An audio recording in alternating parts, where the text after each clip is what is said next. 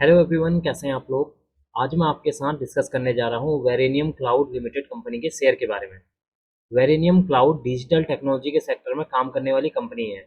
इस स्टॉक ने सितंबर 2022 से जनवरी 2023 के बीच में अपने इन्वेस्टर्स को करीब 1200% का रिटर्न दिया और फरवरी 2023 से लगातार इस स्टॉक में भारी गिरावट देखने को मिली है और अब करीब 10,000 रिटेल इन्वेस्टर्स को अपना पैसा डूबते हुए नजर आ रहा है। दरअसल security exchange board of India SEBI ने वेरेनियम क्लाउड्स लिमिटेड पर बड़ी कार्रवाई करते हुए कंपनी को सिक्योरिटीज बाजार से बैन कर दिया है। सेबी ने यह कार्रवाई कंपनी द्वारा आईपीओ के फंड के दुरुपयोग और फाइनेंशियल स्टेटमेंट में हेराफेरी को लेकर की है। सेबी की जांच में पाया गया है कि वेरेनियम क्लाउड्स की फाइनेंशियल ईयर 2023 और करंट फाइनेंशियल ईयर की पहली छमाही में बिक्री का एक बड़ा हिस्सा अमटेलफोन नामक कंपनी को दिया गया था। 27 सितंबर 2022 को एनएससी के एसएमई प्लेटफॉर्म या एनएससी इमर्ज पर लिस्टेड वेरेनियम क्लाउड लिमिटेड और इसके प्रमोटर और मैनेजिंग डायरेक्टर हर्षवर्धन हनुमंत साबले पर सिक्योरिटी मार्केट से बैन कर दिया गया है।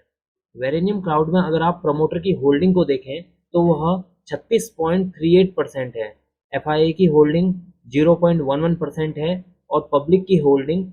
63.51% है। अब मैं आपको यहाँ से लेकर चलता हूँ सीधे चार्ट पर। यहाँ पर अभी आप जो सामने चार्ट देख रहे हैं ये है वेरेनियम क्लाउड लिमिटेड कंपनी का चार्ट और ये मैंने जो है मंथली चार्ट यहाँ पर ओपन किया हुआ है। यहाँ पर जो आपको ये ग्रीन कलर की ये कैंडल दिखाई दे रही है ये है 27 सितंबर की कैंडल। यहाँ पर ये 27 सितंबर वाला जो है एरिया है और 27 सितंबर से अगर आप देखें 27 सितंबर 2022 से देखें तो इस स्टॉक ने कंटिन्यू जो है एक अप ट्रेंड में रहा है और करीब यहाँ पर तक अगर इसके हाई को पॉइंट करूँ मैं आपके लिए तो ये जो हाई नज़र आ रहा है ये है 392.30, यानी कि इस स्टॉक ने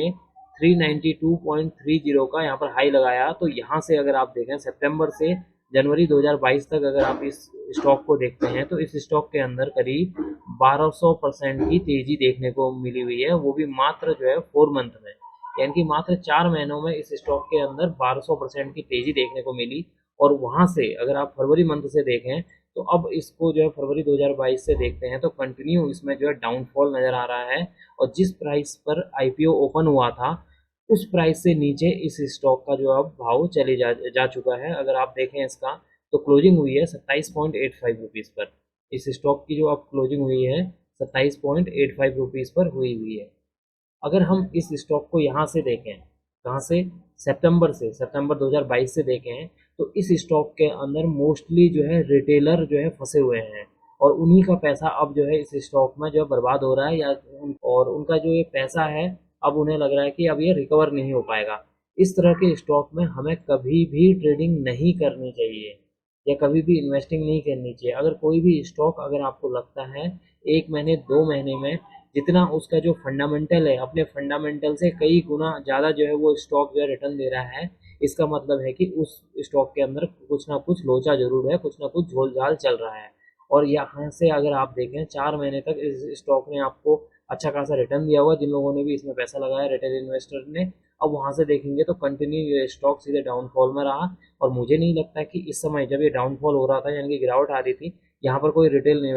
निवेशक ज़्यादा जो है निकल पाए होंगे, क्योंकि हमेशा रिटेल निवेशक की मानसिकता ये रहती है कि ये स्टॉक इस लेवल से तो ऊपर की ओर को घूमेगा ही घूमेगा, यहाँ से तो घूमेगा ही घूमेगा। इसी वजह से रिटेल इन्वेस्टर हमेशा इस तरह के स्टॉक्स में फंस जाते हैं और इस तरह के जो स्टॉक को लाया जाता है या स्टॉक को जो है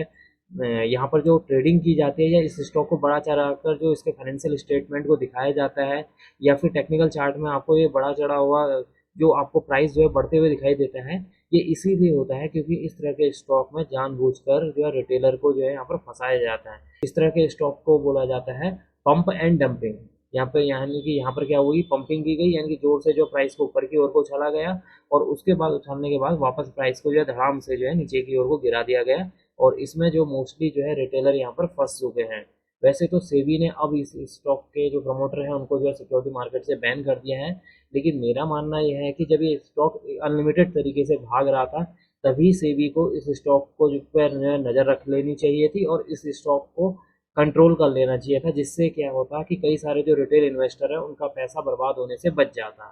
लेकिन अब अगर सेबी यहाँ पर इनके ऊपर कार्रवाई करती है इस मंथ, यानी कि आप देख सकते हैं मई के मंथ में या अप्रैल मंथ से अगर सेबी इस पर नज़र रख रही है तो उसका कोई फ़ायदा नहीं रहेगा अब, क्योंकि ये स्टॉक में जो अब ऑलरेडी जो कई सारे जो रिटेल इन्वेस्टर हैं वो फंस चुके हैं।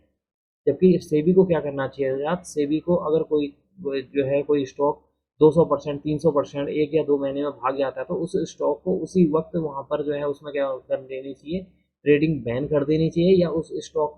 पर जो पैसा लगाने वाले लोग हैं, जो बड़े इन्वेस्टर उस स्टॉक को भगा रहे हैं, उन पर बैन लगा देना चाहिए या उन पर पूरी सख्त कार्रवाई होनी चाहिए कि ये स्टॉक क्यों इतनी तेज़ी से भाग रहा है, जबकि स्टॉक के अंदर किसी भी तरह का कोई फंडामेंटली जो है चेंजेस नहीं हुए हैं, ना ही कोई बड़े कॉन्ट्रैक्ट मिले हुए हैं इस कंपनी के पास। तो क्यों ये स्टॉक जो है यहाँ से 32 रुपये से ये इतनी तेज़ी से जो है 392 तक कैसे पहुँच गया। अब अगर सेबी इस पर जो है कार्रवाई करती भी है तो फिर भी जो रिटेल इन्वेस्टर है उसका जो पैसा है वो अब यहाँ पर जो बर्बाद हो चुका है, डूब चुका है। अब न जाने कब यहाँ से ये स्टॉक का जो प्राइस है ऊपर की तरफ को मूव करेगा भी या नहीं करेगा, इसकी कोई श्योरिटी नहीं है। तो इस वीडियो को बनाने का मेरा केवल एकमात्र ये उद्देश्य था कि इस तरह के जो स्टॉक्स हैं मैं अपने जो सब्सक्राइबर हैं उनको मैं दिखाऊं, और जो न्यू सब्सक्राइबर बनने वाले हैं उनको भी पता चले कि स्टॉक को, इस तरह के जो स्टॉक होती है किस तरह की इसमें ट्रेडिंग की जाती है, किस तरह के से जो रिटेल इन्वेस्टर्स हैं उनको फंसाया जाता है, उनके पैसे को बर्बाद किया जाता है। तो आपसे उम्मीद करता हूँ कि आप फ्यूचर में अगर किसी स्टॉक में ट्रेडिंग करते हैं तो उस स्टॉक में टेक्निकल चार्ट के साथ साथ आप फंडामेंटल भी ज़रूर देखें। अगर कोई स्टॉक अपने फंडामेंटल से काफ़ी ज़्यादा गुना जो है तेज़ी से भाग रहा है, इसका मतलब है कि उस स्टॉक में कुछ ना कुछ झोल झाल जरूर है, कोई ना कोई बड़ा इन्वेस्टर उस स्टॉक को जानबूझ के उसके प्राइस को भगाने की कोशिश में लगा हुआ है, और आगे चलकर वो अपना प्रॉफिट बुकिंग करेंगे और उसमें जो है रिटेल इन्वेस्टर जो है ट्रैप हो जाएंगे। तो अब मैं इस वीडियो को यहीं पर एंड करूंगा। अगर आपको यह वीडियो पसंद आई हो तो please like share and subscribe करना ना भूलें, and don't forget to press notification bell icon for new videos. Thank you.